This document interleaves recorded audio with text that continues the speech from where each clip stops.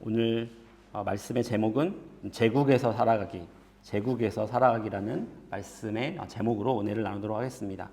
말씀에 빅 아이디어가 있습니다. 말씀의 주제는 하나님은 그의 백성에게 제국 속에서 신실하게 살아가면서도 참된 본향을 소망하라고 부르신다입니다. 몇 개월 동안 우리는 분열 이스라엘의 역사를 기록한 열왕기 상하의 내용을 함께 나누었습니다. 다들 고생하셨습니다. 그리고 구약성경 내용을 오늘까지 해서 2번 하고 나면 우리가 신약성경으로 다시 넘어가게 됩니다. 저희가 어제 사역자 회의를 하면서 이제 드디어 구약이 끝나고 신약으로 간다 이렇게 얘기를 하니까 모두 환호를 질렀습니다. 그동안 몇 개월 동안 우상숭배, 하나님의 심판, 저주 이런 내용들만 듣다 보니까 설교를 전하는 사람들도 여러분들도 무거운 주제여서 부담이 됐을 거라 이렇게 생각이 드는 것입니다. 드디어 그날이 왔습니다. 구약성경이 끝나고 신약성경을 시작할 날이 왔습니다. 또 그날이 왔습니다. 하나님께서 선지자들을 통하여 말씀하셨던 하나님의 심판의 날, 진노의 날, 그날이 드디어 이르게 됩니다. 눈물의 선지자 예레미야의 말이 결국 옳았습니다. 북이스라엘에 이어 남유다도 멸망하게 됩니다. 하나님의 도시 예루살렘, 성전이 있는 거룩한 도시 시온성 예루살렘은 세 번의 침략에 의해 세 번의 침략을 당하고 바벨론에 의해 완전히 파괴됩니다. 솔로몬이 지었던 그 유명한 화려한 궁전은 불타게 되고 성전은 약탈당합니다. 바벨론은 성전 안에 꾸미고 있던 모든 제기들과 장식품들을 모두 빼앗아갑니다. 솔로몬이 이 세상에 그가 모은 모든 부를 통하여 금과 은과 동으로 화려하게 수놓았지만 결국 다 빼앗기고 벗겨지게 됩니다. 거짓 선지자들은 성전이 있는 한 예루살렘이 멸망하지 않을 것이다 그렇게 외쳤지만 그러나 그것은 거짓말이었습니다. 예루살렘에는 더 이상 아무것도 남아있지 않습니다. 성전마저도 파괴되고 하나님의 거룩한 백성이라고 불렸던 남유다 백성들은 바벨론으로 끌려가게 됩니다. 그것이 이스라엘의 역사의 마무리가 되는 시점입니다. 오늘 본문은 예레미야가 바벨론에 끌려가 있는 유대인들을 향하여 쓴 첫 번째 편지입니다. 과연 예레미야가 모든 것을 다 잃고 바벨론에 들어가 이제 포로로 잡혀가 살게 되는 유대인들에게 무엇을 충고할까요? 첫 번째 예레미야의 충고는 일상의 삶을 살아가라라는 권면이었습니다. 5절, 6절 말씀을 보면 너희는 집을 짓고 거기에 살며 텃밭을 만들고 그 열매를 먹으라. 아내를 맞이하여 자녀를 낳으며 너희 아들이 아내를 맞이하며 너희 딸이 남편을 맞아 그들로 자녀를 낳게 하며 너희가 거기에서 번성하고 줄어들지 아니하게 하라. 여러분 혹시 크리스찬이 되기 전에 먼저 인간이 되라라는 말을 들어보셨습니까? 저는 혹시 들어본 것 같은데 여러분 안 들어보셨다면 인생을 잘 살아보신 것 같습니다. 사실 이 말이 성경적인가라고 생각해 봤을 때 저는 이 말이 성경적이라는 것을 발견하게 됩니다. 우리는 기독교인으로서 마음속에 두어야 하는 명령이 있습니다. 그래서 우리가 대위임령이라고 말합니다. 마태복음 28장 19절에서 20절 말씀이죠. 그러므로 너희는 가서 모든 민족을 제자로 삼아 아버지와 아들과 성령의 이름으로 세례를 베풀고 내가 너희에게 분부한 모든 것을 가르쳐 지키게 하라. 볼지어다 내가 세상 끝날까지 너희와 항상 함께 있으리라 하시니라. 우리가 이 명령을 들고 우리가 품고 사는 사람들이기 때문에 예배도 드리고 선교도 하고 선교사를 후원도 하는 것입니다. 그런데 하나님께서 이 명령을 주시기 훨씬 이전에 인간이 죄를 짓기 전에 이스라엘이 만들어지기도 전에 하나님께서 우리에게 하신 명령이 있다는 사실을 아십니까? 창세기 1장 28절을 보면 하나님이 그들에게 복을 주시며 하나님이 그들에게 이르시되 생육하고 번성하여 땅에 충만하라. 땅을 정복하라. 바다의 물고기와 하늘의 새와 땅에 움직이는 모든 생물을 다스리라. 이것이 하나님의 말씀이셨습니다. 하나님께서 모든 인류에게 하신 첫 번째 명령입니다. 창세기 1장에 있는 내용들이 창세기 2장에 반복이 많이 되는데 창세기 2장은 1장의 내용을 구체적으로 표현합니다. 2장 15절을 보면 여호와 하나님이 그 사람을 이끌어 에덴 동산에 두어 그것을 경작하며 지키게 하시고, 다른 말로 하면 노동을 하라, 다스리라. 무슨 뜻입니까? 일하라는 것입니다. 죄가 들어오기 전에, 이 세상이 저주받기 전에 하나님의 처음 계획 속에는 인간이 일하도록 되어 있었습니다. 하나님께서는 인간을 통하여 하나님께서 이 세상을 가지고 있는 비전을 이루기 원하셨고 그 중심에 일이 있습니다. 우리가 요새 신청자들과 함께 일과 영성이라는 책을 읽고 있는데 3분의 2까지 읽었습니다. 그 책을 보면 참 도움이 많이 됩니다. 여러분, 크리스찬에게 일이란 무엇입니까? 일이라는 것은 열심히 해서 교회에 헌금하기 위해서 어쩔 수 없이 하는 것, 그것이 일입니까? 어쩔 때는 일이라는 게 할 수 없이 먹고 살아야 하니까 돈을 벌어야 하기 때문에 하는 것이라고 생각되기도 합니다. 아니면 일터에서 모범을 보여서 크리스찬답게 살아서 사람들이 기독교인들에게 좋은 인상을 갖게 하는 것, 그것을 일의 목적이라고 생각할 수도 있습니다. 네, 사실입니다. 그것은 기독교인들이 마땅히 기억하고 행해야 할 일들입니다. 그런데 하나님께서 교회가 생기기 전에, 이스라엘이 생기기도 전에, 인간이 죄를 짓기 전에 하신 명령이 있습니다. 그것은 무엇입니까? 바로 일하라는 것입니다. 일터에서 크리스찬으로 살기 전에 먼저 일터에서 일하는 사람으로 살라는 것입니다. 일하는 사람으로 살라는 건 무슨 뜻입니까? 일터에서 탁월한 사람이 되는 것입니다. 그 일의 목적이 무엇인지 알고 성실하고 정직하게 사는 것, 그것이 하나님께서 우리 모든 크리스찬들에게 가장 먼저 요구하신 것입니다. 많은 사람이 필요로 하는 사람이 되라는 것입니다. 중세시대 사람들은 거룩한 일이 있고 거룩하지 않은 속된 일이 있다고 가르쳤습니다. 그러나 종교개혁자들은 이 모든 일이 하나님께 영광 돌리는 일이라고 믿었습니다. 일의 목적은 헌금하기 위해 어쩔 수 없이 하는 것이 아닙니다. 우리는 일하면서 다른 사람을 섬깁니다. 일하면서 하나님께 영광을 돌리는 것입니다. 그 일을 가장 먼저 하라고 하나님께서는 예레미야를 통해 유대인들에게 말씀하십니다. 두 번째 명령이 있습니다. 그 명령은 무엇입니까? 결혼하라는 명령입니다.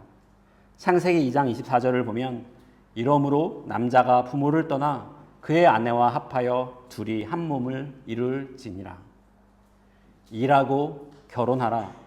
그것을 통해 생육하고 번성하며 땅을 정복하고 다스려라. 그것이 모든 사람에게 하신 하나님이 첫 번째로 주신 명령입니다. 우리가 교회를 열심히 한다고 하면서 하나님께서 주신 첫 번째 명령을 소홀히 할 수는 없습니다. 이스라엘 사람들은 이제 바벨론에서 살아가야 합니다. 이스라엘은 제사장 나라로 부르심을 받았습니다. 예배자로 부르심을 받았습니다. 그런데 바벨론에 나가면 이제 그곳에는 성전이 없습니다. 예배를 드릴 수도 없는 곳에 있을 것입니다. 무엇을 해야 합니까? 혼란스러워하는 바벨론 유수로 잡혀가 있는 유대인들에게 하나님께서 첫 번째로 하신 일은 일하고 결혼하라라는 말씀입니다. 두 번째로 예레미야는 바벨론을 위해 기도하라고 말씀하십니다. 7절 말씀을 보면 너희는 내가 사로잡혀 가게 한 그 성읍의 평안을 구하고 그를 위하여 여호와께 기도하라. 이는 그 성읍이 평안함으로 너희도 평안할 것임이라. 여기에서 이 성읍이 어디입니까? 바로 바벨론입니다. 바벨론은 이스라엘의 원수입니다. 자신들이 살던 터전을 빼앗아간 나라가 바벨론입니다. 성전을 파괴하고 사람들을 끌고 와 강제로 자신들의 땅에서 살게 한 나라가 바벨론이었습니다. 유대인들은 강제로 끌려와 이제 바벨론에서 살아가야 합니다. 하나님께서 무엇이라고 말씀하십니까? 이 땅의 평안을 위하여, 바벨론의 평안을 위해 기도하라, 그렇게 말씀하십니다. 성경은 믿는 정치인만을 위해 기도하라고 하지 않으시고 우리가 살고 있는 그 땅의 평안을 위해 기도하라고 하십니다. 하나님께서 그들에게 임무를 맡기신 것입니다.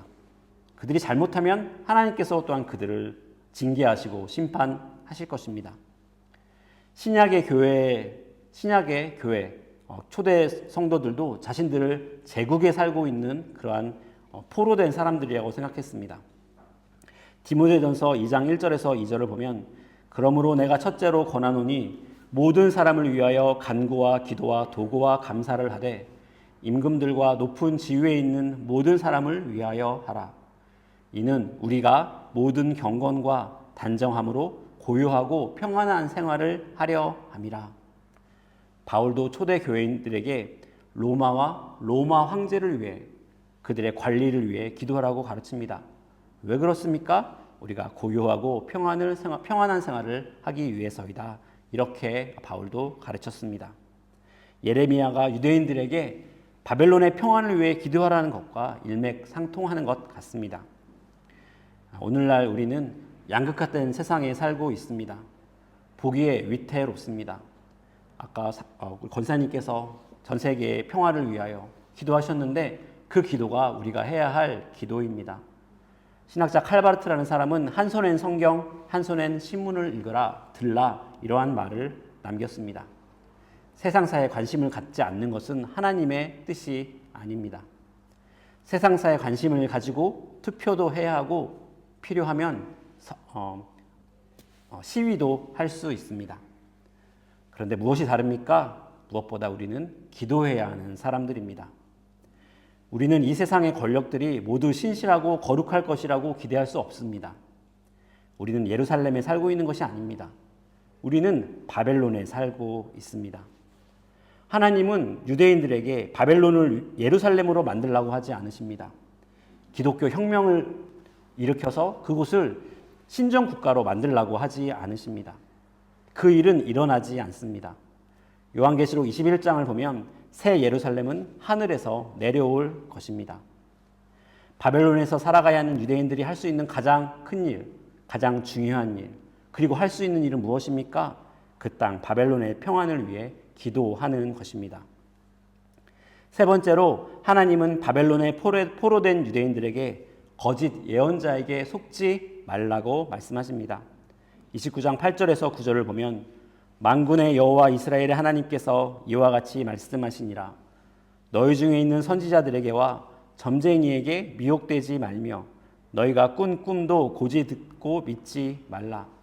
내가 그들을 보내지 아니하였어도 그들이 내 이름으로 거짓을 예언함이라. 여호와의 말씀이니라. 여기에서 너희의 꿈이라고 되어 있는데 사실은 이 너희의 꿈이란 뜻은 너희가 그들에게 꾸게 한 꿈, 이야기를 고지 그대로 듣지 말라라고 하는 뜻입니다. 제국에서 살아가는 유대 백성들에게 거짓 선지자들이 잘못된 메시지를 전하게 될 것입니다. 예루살렘의 거짓 선지자들은 예루살렘이 영원히 멸망하지 않을 것이라는 메시지를 전했습니다. 그런데 이곳 제국에서도 거짓 선지자가 등장할 것입니다. 예루살렘에서 그랬듯이 바벨론에서도 듣고 싶은 말만 전하는 선지자들이 등장할 것입니다. 여러분, 듣고 싶어하는 말만 하는 설교자를 조심하십시오. 들으면 들을수록 내가 맞았구나, 교회가 틀렸어, 저 사람이 잘못했어 라고 하는 그러한 설교자를 조심하십시오. 히브리서 4장 12절에서 13절을 보면 하나님의 말씀은 살았고 운동력이 있어 좌우에 날선 어떤 검보다도 예리하여 혼과 영과 및 관절과 골수를 쪼개기까지 하며 또 마음의 생각과 뜻을 감찰하나니 지으신 것이 하나라도 그 앞에 나타나지 않음이 없고 오직 만물이 우리를 상관하시는 자의 눈앞에 벌거벗은 것 같이 드러나느니라. 여러분이 듣고 읽는 말씀이 혼과 영과 관절과 골수를 찔러 쪼개는지 우리가 살펴야 합니다. 또 다른 한편의 거짓 선지자들이 있었습니다. 그 거짓 선지자들은 바벨론이 곧 멸망할 테니 일도 하지 말고 결혼도 하지 말라고 그렇게 가르쳤습니다. 오늘날에도 그런 사람들이 있습니다. 이 세상에서 도망쳐라. 다 썩었으니까 그곳에서 벗어나라. 숨어 살아라. 라고 말하는 사람들이 있습니다. 그 사람들도 거짓 선지자들이라는 것입니다. 하나님은 바벨론에서 살아가야 하는 유대인들에게 도망가라고 하지 않으십니다. 그것에서 일하고 결혼하고 그것을 위해 기도하라라는 것이 하나님의 뜻입니다. 네 번째로 하나님은 바벨론을 사용하셔서 이스라엘을 거룩하게 하실 것이라고 약속하십니다. 11절 말씀을 우리 다 같이 한 목소리로 11절 말씀 읽겠습니다. 시작. 여호와의 말씀이니라. 너희를 향한 나의 생각을 내가 아나니 평안이요 재앙이 아니니라. 너희에게 미래와 희망을 주는 것이니라. 오랫동안 그렇게 하나님께서 심판에 대해 말씀하시고 죄악을 드러내시고 하실 이유, 이 말씀을 하시기 위해서입니다. 하나님은 이스라엘을 심판하시는 것을 최종 목적에 두지 않으십니다. 벌 주시는 것이 하나님의 기쁨이 아닙니다. 재앙이 아닌 희망을 주시려는 것이 하나님의 목적이라는 것입니다. 그래서 이스라엘을 징계하시는 것입니다. 이스라엘을 그냥 두실 수가 없는 것이죠. 바알 성신과 1월 성신을 바알신과 1월 성신을 동시에 섬기는 이스라엘을 그냥 두실 수가 없었던 것입니다. 재앙이 아닌 희망과 미래를 주시기 위하여 징계가 반드시 필요했던 것입니다. 우리가 인생에서 일어나는 여러 가지 일들을 경험하면서 잊지 말아야 할 것이 있습니다. 그것은 분명히 더 좋은 것을 주시려는 하나님의 마음이 우리가 경험하는 모든 사건 뒤에 있다는 것입니다. 예레미야 29장 11절 말씀을 다음 주까지 암송하시겠습니다. 그래서 예배 시간에 검사하겠습니다. 네, 예레미야 29장 11절 말씀입니다. 우리 청소년, 청년 주일학교 애들 다 암송하라고 했는데 어른들 얼마나 애호는지 두고 보겠습니다. 네. 좋은 말씀이어서 그렇습니다. 기억하시고 일주일 동안 묵상하시고 기억했으면 좋겠습니다. 12절 말씀 이유를 보면 너희가 내게 부르짖으며 내게 와서 기도하면 내가 너희들의 기도를 들을 것이요 너희가 온 마음으로 나를 구하면 나를 찾을 것이요 나를 만나리라. 이것은 여호와의 말씀이니라. 나는 너희들을 만날 것이며 너희를 포로된 중에서 다시 돌아오게 하되 내가 쫓아보내었던 나라들과 모든 곳에서 모아 사로잡혀 떠났던 그곳으로 돌아오게 하리라. 이것은 여호와의 말씀이니라. 하나님은 이스라엘이 온전한 마음으로 당신을 찾기를 바라십니다. 그러면 하나님께서 그들을 만나주시겠다고 약속하시는 것입니다. 때가 되면 다시 하나님과 이스라엘의 관계가 회복될 것입니다. 내가 나의 백성이 되고 내가 너의 하나님이 되리라. 그 하나님의 약속이 다시 회복이 될 것입니다. 이것이 하나님께서 원하시는 일입니다. 그리고 그때가 되면 하나님께서 흩어졌던 이스라엘을 다시 모으시겠다고 약속하십니다. 바벨론에서 살았던 이스라엘의 70년의 생활은 심판의 시간이었습니다. 그러나 동시에 회복의 시간이기도 했습니다. 그 기간 동안 죄가 깨끗하여지고 하나님을 찾게 됩니다. 결국 하나님과의 관계가 온전하게 되는 시간이 바로 그 바벨론에서의 딱 시간이었다는 것입니다. 우리는 영원한 삶이 있다는 것을 믿습니다. 그런데 이 땅의 삶이 도대체 무슨 의미가 있을까? 그런 생각이 들 때가 있는 것이죠. 빨리 도망가야 하는 곳, 그것이 바로 이 세상이 아닌가? 힘든 일을 겪을 때면, 그리고 세상에서 살기 어렵다고 느껴질 때면 바로 우리가 그런 생각을 하는 것입니다. 그러나 그렇지 않습니다. 이 땅의 목적이 무엇입니까? 하나님께서 이 땅의 삶을 우리에게 주신 목적이 무엇입니까? 바로 우리를 거룩하게 하시기 위해서입니다. 이 세상의 고난과 어려움은 하나님께서 우리를 거룩하게 하시는 수단입니다. 하나님께서 우리를 향한 목적이 무엇입니까? 우리가 거룩한 당신의 백성이 되는 것입니다. 때로 하나님께서는 이 땅에서 하나님의 백성들이기 때문에 더 징계하실 때도 있습니다. 하나님의 백성이기 때문에 하나님의 백성임에도 불구하고 고난을 겪는 것이 아니라 하나님 나라의 백성이기 때문에 어려움을 더 겪는 경우도 있다는 것입니다. 그래서 우리가 이 삶 가운데 어려움을 겪을 때는 실망할 수 없습니다. 어려운 일을 겪을 때마다 우리는 기대합니다. 또 하나님께서 내게 더 좋은 어떤 것을 주시려고 하는가? 이 끝에 우리는 정금과 같이 되어 나올 것입니다. 그때를 소망하며 사는 것이 바로 이 땅을 사는 믿는 사람들의 자세인 것입니다. 다섯 번째로, 그럼에도 불구하고 하나님의 백성은 이 바벨론의 땅에 속해 있지 않습니다. 때가 차면 약속의 땅으로 돌아갈 것입니다. 10절 말씀을 보면 여호와께서 이와 같이 말씀하시니라. 바벨론에서 70년이 차면 내가 너희를 돌보고 나의 선한 말을 너희에게 성취하여 너희를 이곳으로 돌아오게 하리라. 하나님께서 70년이 차면 이곳 가나안 땅, 하나님께서 이들에게 주겠다고 말씀하신 약속의 땅으로 돌아오게 하실 것입니다. 70년은 하나님의 시간입니다. 그 시간이 지나면 바벨론은 멸망할 것이고 남유다 백성들은 그 바벨론을 떠나게 될 것입니다. 바벨론에서 열심히 일해야 합니다. 결혼도 해야 하고 아이도 낳아야 합니다. 그리고 그것을 위하여 기도해야 합니다. 바벨론의 시간은 낭비가 아니라 우리를 거룩하게 하는 그러한 뜻있는 뜻깊은 시간이 될 것입니다. 그러나 잊지 말아야 할 것이 있습니다. 유대인들은 이 땅에 속한 사람들이 아닙니다. 때가 차면 돌아가야 할 것입니다. 포로로 잡혀가 있던 사람들 중에 다니엘이라는 사람이 있었습니다. 다니엘은 바벨론에서 열심히 살았습니다. 그 사람들 눈에 띄어서 가장 높은 지위에까지 올라갑니다. 그런데 다니엘 인생에 문제가 생깁니다. 그 문제가 왜 생기냐?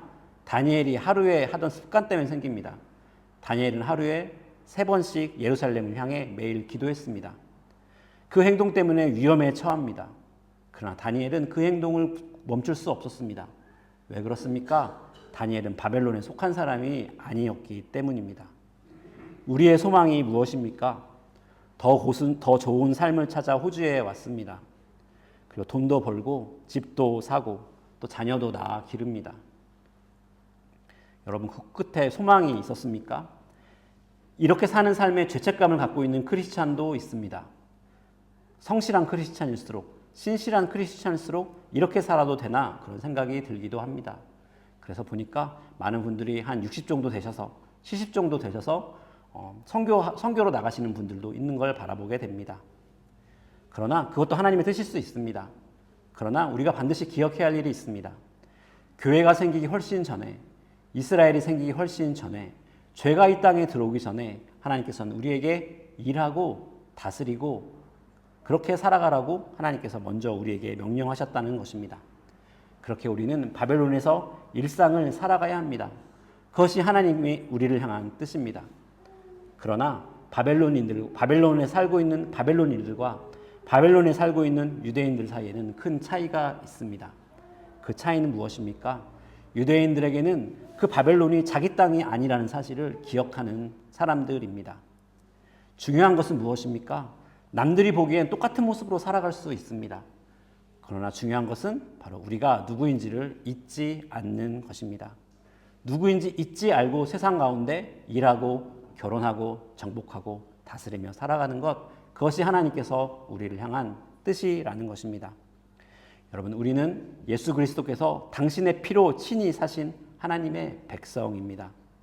우리의 고향은 이곳이 될 수 없습니다. 호주의 삶이 아무리 행복해도, 자녀들이 아무리 성공해도 그것이 우리 인생의 목적이 될 수 없는 것입니다. 주일 예배 드리는 것이 왜 중요합니까? 왜 순모임을 하고 하루 중에 1시간을 떼어내어 큐티를 합니까? 그것은 기억하기 위해서입니다. 그렇지 않으면 세상에서 똑같이 살다 보면 내가 누구인지를 잃어버립니다. 내가 어디로 돌아가야 하는지를 잊어버립니다. 이 땅이 우리의 집이 아니라는 것을 기억하기 위하여, 바벨론이 우리의 영원한 땅이 아니라는 것을 기억하기 위하여, 영원한 나라가 아니라는 것을 기억하기 위하여 우리가 신앙생활을 하는 것입니다. 소득 중에 일부를 헌금으로 드리는 이유도 그렇습니다. 이 세상에서 우리가 누리고 행복하게 살지만, 그러나 소득의 일부분을 하나님께 드리는 것을 통해 우리가 하늘에 속한 사람들이라는 것을 기억하는 것입니다. 예수님은 이것에 대해 보물을 이곳 창고에 쌓아두지 말고 하늘에 쌓아두라고 말씀하신 것입니다. 이 땅 바벨론이 우리가 살아야 할 영원한 집 같고, 그리고 이 세상의 나라들이 영원한 제국 같지만 사실 이곳은 우리의 영원한 집이 아닙니다. 우리는 돌아갈 것입니다. 어느 날 주님께서 우리를 그의 신부로 부르시기 위해 다시 오실 날이 분명히 있을 것입니다. 이 세상이 너무 좋아도 반대로 너무 힘들어도 우리의 절망도 우리의 소망도 이 땅 위에 둘 수 없는 이유입니다. 호주 땅도 우리의 결론이 아니고 한국 땅도 우리의 소망이 아닙니다. 그분이 부르시면 기쁨 가운데 그를 맞이하게 될 것입니다. 그때가 생각보다 오래 걸릴 수도 있을 것이고 아니면 생각보다 짧은 시간 안에 그 일이 일어날 수도 있을 것입니다. 그러나 하나님은 그 시간을 정하셨죠. 70년의 하나님의 역사가 있을 것입니다. 우리는 이 땅에 속한 사람이 아닙니다. 우리는 바벨론에 사는 유대인과 같은 사람들입니다. 우리가 살고 있는 이 땅은 예루살렘이 아닙니다. 그렇기 때문에 이런 것들이 우리를 혼동스럽게 만듭니다. 세상에서 기독교인으로 살기 어렵고 또 교회에서 예배를 드리다가도 세상에 나가서 똑같이 일해야 하는 그런 모습 가운데 자신에게 실망할 때가 있는 것입니다. 이러한 긴장이 있으니까 우리는 유혹을 받습니다. 둘 중에 하나를 선택하자는 것입니다. 바벨론에서 도망가자, 그저 우리끼리 모여 살자, 일하지 말고 결혼하지 말고 그냥 우리끼리 모여 예배드리며 살자, 이렇게 유혹을 받을 때가 있습니다. 또 다른 유혹이 있습니다.